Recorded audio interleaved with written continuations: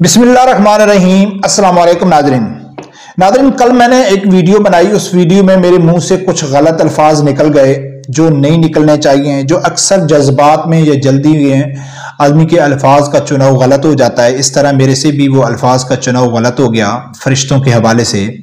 लिहाजा मैं किसी तावील या किसी वजाहत के बगैर ही मैं अपने वो अल्फाज वापस लेता हूँ, अल्लाह से रुजू करता हूँ कि अल्लाह ताला मुझे माफ़ करे। मेरा कोई इरादा कोई यानी कि इस किस्म का हम सोच भी नहीं सकते।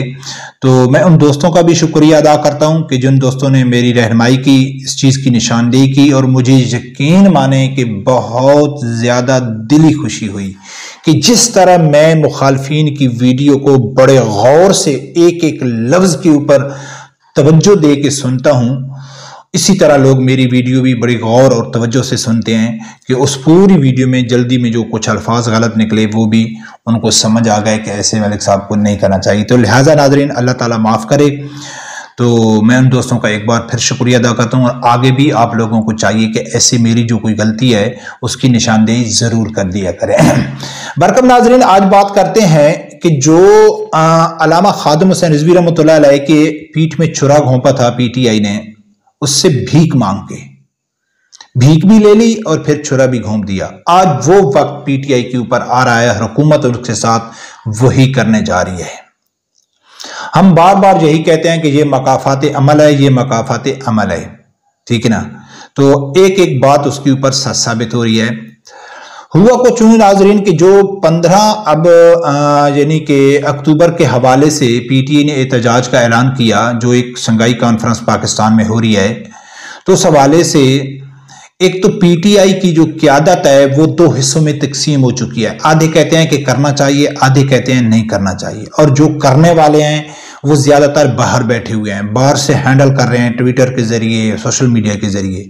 और कुछ जो पाकिस्तान में है वो कहते हैं नहीं करने चाहिए। लेकिन हुकूमत ने वाज़े पैगाम दे दिया है, क्लियर कट पैगाम दिया है कि अगर पीटीआई आएगी कि उसके साथ वो हशर किया जाएगा जो याद रखा जाएगा।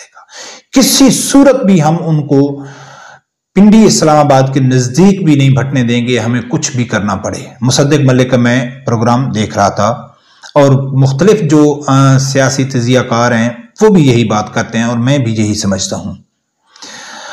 अब हुआ होगा कैसे और क्या किया था इसने? जिस तरह अल्लामा खादिम हुसैन रिजवी रहमतुल्लाह अलैह आखिरी धरना लेके गए थे फ्रांसीसी सफीर के रिहाई का मुतालबा लेके, तो उस वक्त हुकूमत ने घुटने टेक दिए थे और बड़े बड़े वफद भेजे थे, बड़े बड़े आदमी भेजे थे ये सिफारिश लेके अल्लामा खादिम हुसैन रिजवी रहमतुल्लाह अलैह के पास कि भाई आप मेहरबानी करें, ये मुल्क की बात है, मुल्क की मैशत की बात है कि अगर हम फ्रांसीसी सफीर को निकालते हैं तो हमारे हालात वो नहीं हैं, हम भीख मांगने पे आ जाएंगे, हमारी यानी कि मैशत बड़ी मुश्किल से संभल रही है। इमरान खान का अपना बयान भी मौजूद है कि अगर हम फ्रांसीसी सफीर को निकालते हैं तो हम भूखे मर जाएंगे।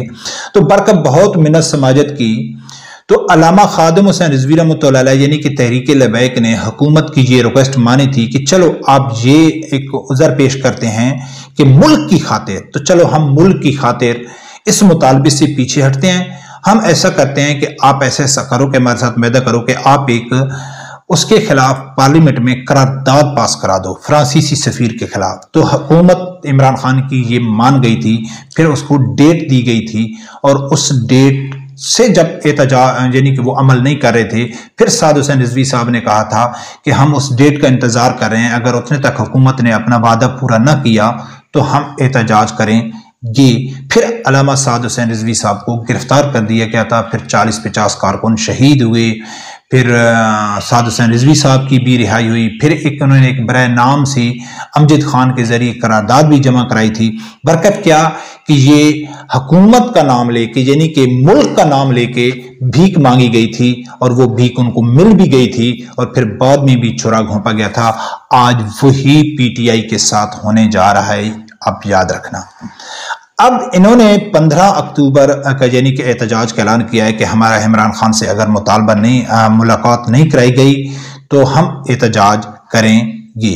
हुकूमत बार बार रिक्वेस्ट कर रही है कि आपको ऐसा नहीं करना चाहिए मुल्क की खातिर। अब पीटीआई के आधे लोग तो समझ गए कि यार हमको ऐसा नहीं करना चाहिए, ये मुल्क की मफाद में है, और आधे नहीं समझ रहे, जो उस वक्त तहरीक लबैक पूरी एक प्लेटफार्म पे थी कि बाबी जी का जो हुक्म है हम उसको तस्लीम करते हैं, चाहे वो करना चाहिए या नहीं करना चाहिए। चेयरमैन ने ऐलान कर दिया है तो कारकुन खामोश हो गए थे। लेकिन अब पीटीआई दो हिस्सों में तकसीम हो चुकी है।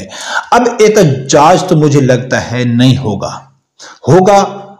तो यानी वो जिद करेंगे तो उनके साथ और बुरा भी होगा। एहतजाज तो नहीं होगा, एहतजाज होगा भाई चलो यार ये कॉन्फ्रेंस खत्म हो जाती है उसके बाद होगा, और उनके बाद भी उनके साथ वही होगा जो इमरान खान ने तहरीक लबैक के साथ किया था।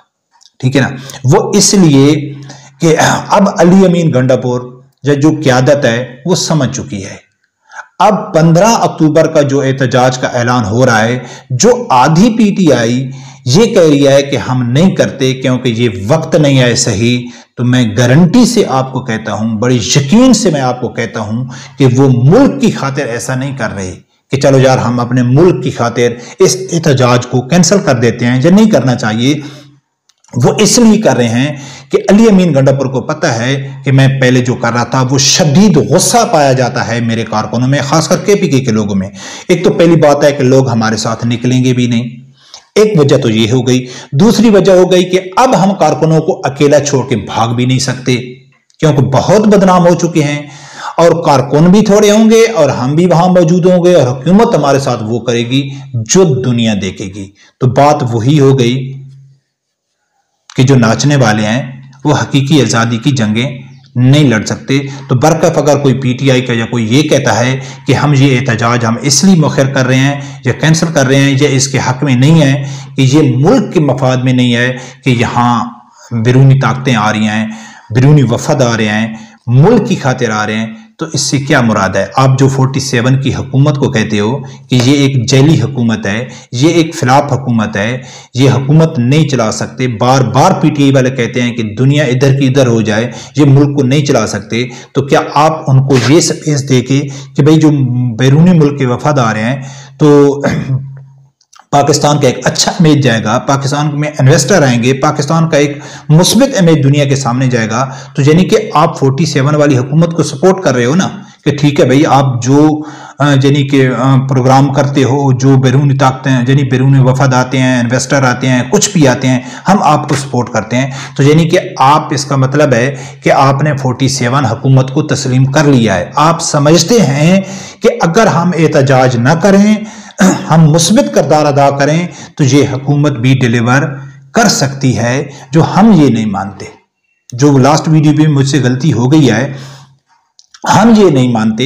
हम ये समझते हैं कि अगर आप इस सऊदी निज़ाम, आप मगरिब की गुलामी, मगरिब को खुश करके इस्लाम के खिलाफ पॉलिसियां ला के मुल्क को एक लिबरल की तरफ यानी कि लिबरल मुल्क बनाना चाहते हैं, सेकुलर लोगों का यानी कि यहाँ ज्यादा असर सुकू, इस तरह अगर हुकूमत चलाएंगे तो हम ये समझते हैं कि आप हुकूमत नहीं चला सकते।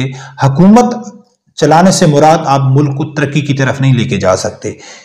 अगर मुल्क तरक्की की तरफ जाना चाहता है, गरीब को इंसाफ मिले, कानून सबके लिए बराबर हो, हर खासकर गरीब आदमी को इंसाफ मिले और उनको यानी कि ज्यादा फायदा मिले, तो वो सिर्फ और सिर्फ निज़ाम मुस्तफ़ा सल्लल्लाहु अलैहि वसल्लम है। उसके अलावा ये जो दूसरे जितने भी हैं, जितने भी आप चेहरे तब्दील कर लो, जिनकी पॉलिसी एक ही है कि मगरिब को खुश करना, IMF से कर्जा लेना, अपने प्रोटोकॉल अपने ऊपर बिल्कुल 1% भी यानी खर्चा कम ना करना, और गरीब आवाम के ऊपर आप टैक्स लगा के आप बैरूनी मुल्क से पैसा लेके आप मुल्क को खुशहाल बना देंगे, तो हमें ऐसा नहीं लगता है। पीटीआई को ऐसा लगता है, वो इसलिए कहते हैं कि भाई हम ये एहतजाज नहीं करते ताकि हमारा मुल्क तरक्की करेगा। क्योंकि इनके इमरान खान ने कहा था ना कि भाई अगर हम एक गुस्ताखे रसूल को निकालते हैं तब भी यानी कि हम भूखे मर जाएंगे, तो अभी तो कोई गुस्ताखी वाली बात भी नहीं है। और ये भी यकीन रखते हैं कि भाई हमको भीख मिलेगा, IMF से कोई भी लेके आएगा,